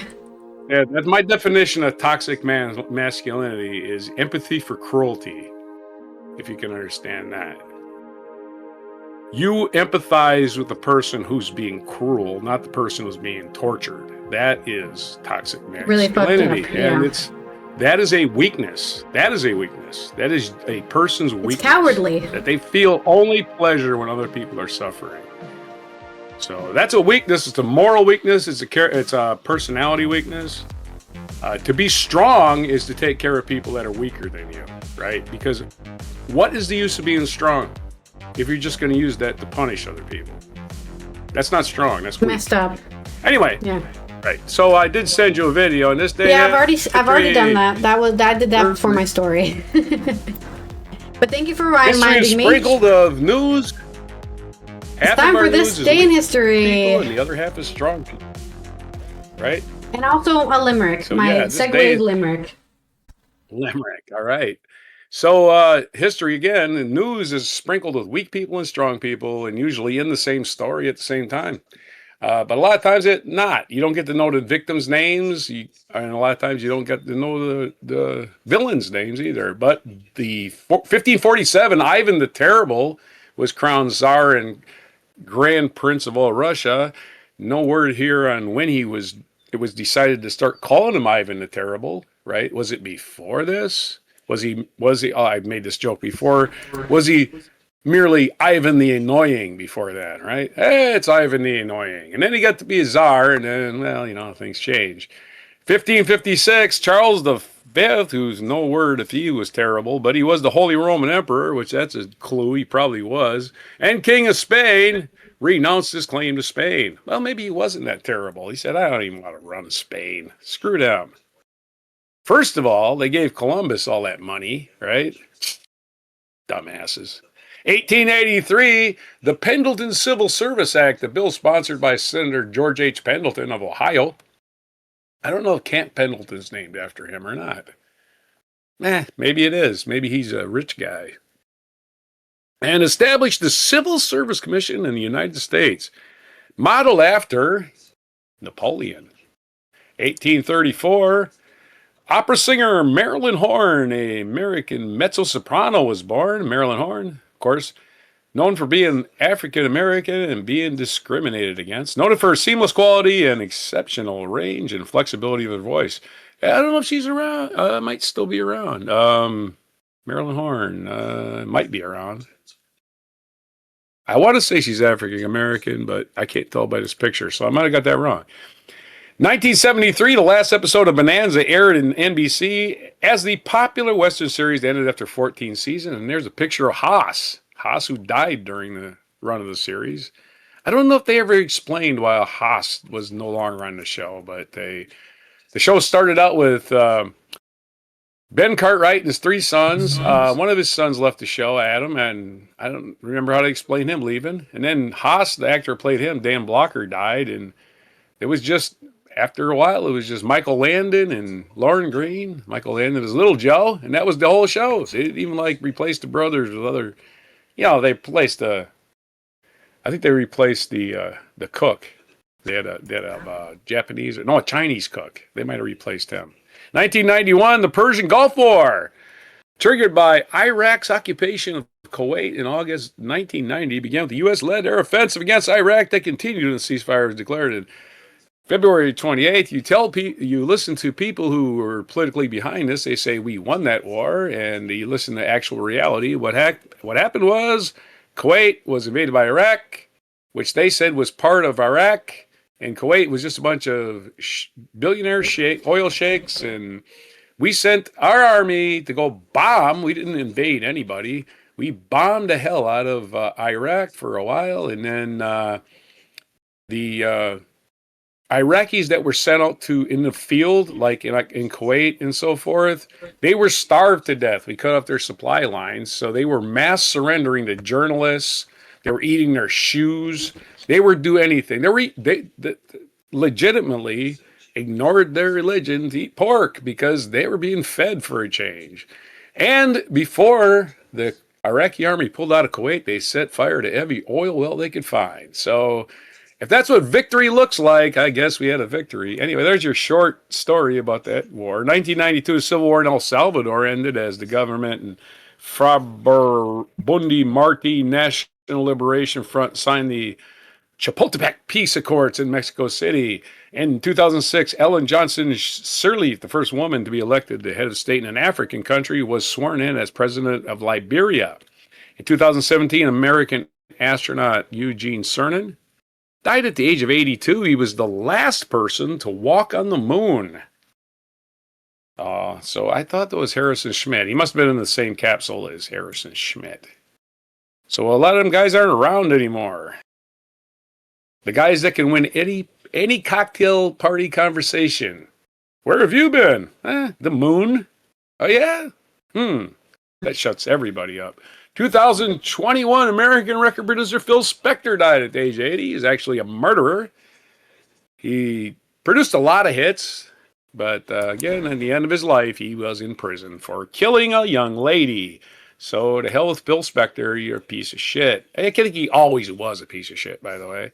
January 16th, 1978, Sally Ride became the first female astronaut. On this day, 1978, NASA announced the members of its newest class of astronauts. Big astronaut news today, right? Sally Ride, for the first time in history, included a class of 6 women. So Sally Ride was the first person to go. We'll list the rest of them. Sally Ride, Catherine Sullivan, Rhea Seddon, Shannon Lucid, Anna Fisher, and Judy Resnick were chosen from the more than 1,500 applicants. In 1983, Ride became the first woman, an American woman, to travel into space. The Russians did it back in, I believe, the early 60s. Diane Fossey is our feature biography. Her birthday is January 16th, 1932 in San Francisco. She died in Rwanda, killed by poachers. She's the gorilla expert. She lived amongst the gorillas, and she was very anti-poachers, and the poachers said, well, you know what? We'll just kill you. How dare you disrupt our money-making scheme? Yeah. So, yeah, she was found dead in 1985. Apparently on December 26th was the day she died. Other birthdays today: Susan Sontag, American writer. Sade, Susan Sontag, 1933. Sade was born in 1959. Roy Jones Jr., American boxer. He was a really ferocious boxer, born in 1969. Kate Moss, British model, 1974. And Lin-Manuel Miranda, a Hamilton guy, Born on this day, 1980. Happy birthday to Lin-Manuel Miranda. National Day calendar. And if I'll get this thing going here. It's National Nothing Day. I have nothing to say about that. National Religious Freedom. I have nothing to say about that. Practice whatever your religion you want to. I do have something to say, by the way. That's not true. I do have something to say. National Religious Freedom. Practice whatever religion you want. Just don't get it all over me. Thank you very much. National Fig Newton Day. Don't get that all over me either. National Really? You don't like Fig Newtons? Day. Definitely. Well, I eat them. I don't want them all over me. They're pretty sticky. Okay. You don't want to be covered in Fig Newtons. Don't get anything all over me unless it's like a big pile of money. Give me a big pile of money. Hundreds and hundreds. So it's not going to crush me, right? Don't give me the small denominations. I don't want that. It'll way too much. And it's National Without a Scalpel Day. Apparently, there's lots of surgeries you can do without cutting somebody open. Gross is all I got to say about that. I say it about surgery. Actually, not what the day is about. The day is actually about. Okay. I looked it up. The day is about how Charles' daughter performed the first angioplasty, which was a way to open up a blocked blood vessel so that you can avoid leg amputation. Right? Because that's why leg amputation happens. Your blood vessels are blocked. You don't get any blood to your foot. So they're like, we have to cut this off. It's dead. That's why. That's why I take. That's why I take niacinamide, because it opens up your capillaries. Niacinamide, if you're not familiar, is also known as tanning pills, right? If you take like 10 of them, your skin will turn orange because all your capillaries will be wide open. Yeah. So, I've never taken that many at once. I think 3 is the most I've taken. But I take them quite frequently. I used to take them every day. Yeah. Anyway, that's everything. Your news, your mispronunciations, your haikus, your limerick about to happen with some limericks for everything for January 16th, 2026 on Before Fig Newtons and Nothing. Nothing. My favorite flavor. Okay, I've got 3 limericks for you. My first limerick is... In 78, bold and bright, NASA welcomed women to flight. With courage and grace, they took to the space, challenging norms, reaching new height. All right. Through the mist in the rain, she'd persist, protecting the creatures they'd missed. In Rwanda they thrive, thanks to her drive. Her legacy surely won't be dismissed. January 16th, we cheer for doctors who treat without fear. For methods so grand, like daughter's deft hand, angioplasty brings hope near. Angioplasty. Thanks It's for doing some plasty with some angio. There you go. That's yet again no international days this week or this day or over the weekend. Just take care of yourself. Take care of your mental health, whatever you need to do, and don't look at the news until Monday, okay? And until Tuesday even. Just ignore everything that's going on and take that 3-day weekend if you live in the United States and do nothing. Like today's day, do nothing. Right. We'll be back on Monday to give you all the information you need to know, okay?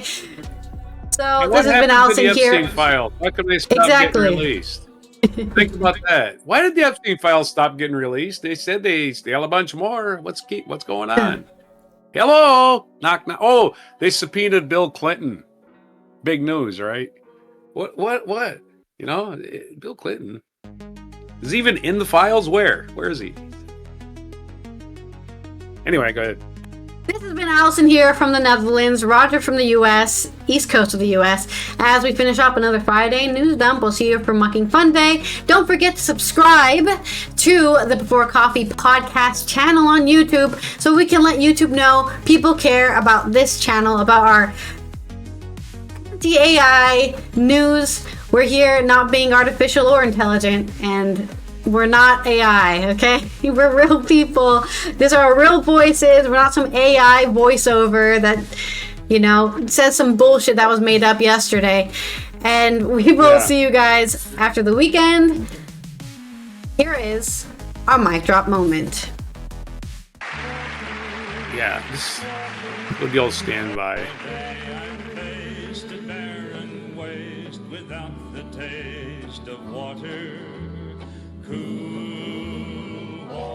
That's right. I feel like every time I talk about my water drama, you do this mic drop. Yeah, because it reminds me of that song. It's like, if you grew up in a desert, you know how damn hot it is, and you just looking out across the desert. They ain't a damn drop of water in sight anywhere, no matter how far you walk. These guys are singing about, oh my god, and mirages are real. By the way, they are real when you're you stare everywhere. You jump in the imaginary water that ain't there. You're hysterically hallucinating, and you die. It's sad. It is very sad. Country Planet World. Yes, and I consider this more folk music. If you have any fresh water, recycle it. Not by drinking it, by pouring it on your head and letting it drip back into something and then squeezing it back in your bottle. Because drink, just waste it. It turns it into something you can't drink. I learned that your bladder will reconstitute water back into your system if it's full. It'll take it back. Well, yeah, and the evaporation is so rapid in the desert that it cools you off instantly. That's what I'm saying. Yeah. It will not be. Swimming it is great, but you're wasting it if you have very valuable, precious little.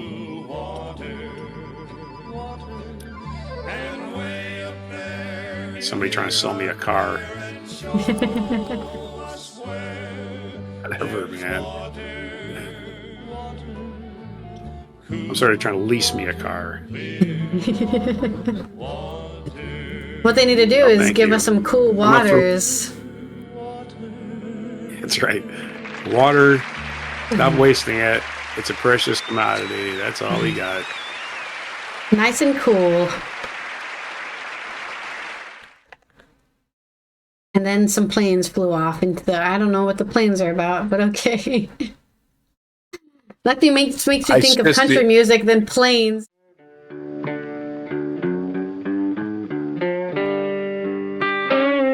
Be sure to hit the like, subscribe, and notify buttons. And follow our other channels, Toxic Alley, History of Gravy, and Scratchy Old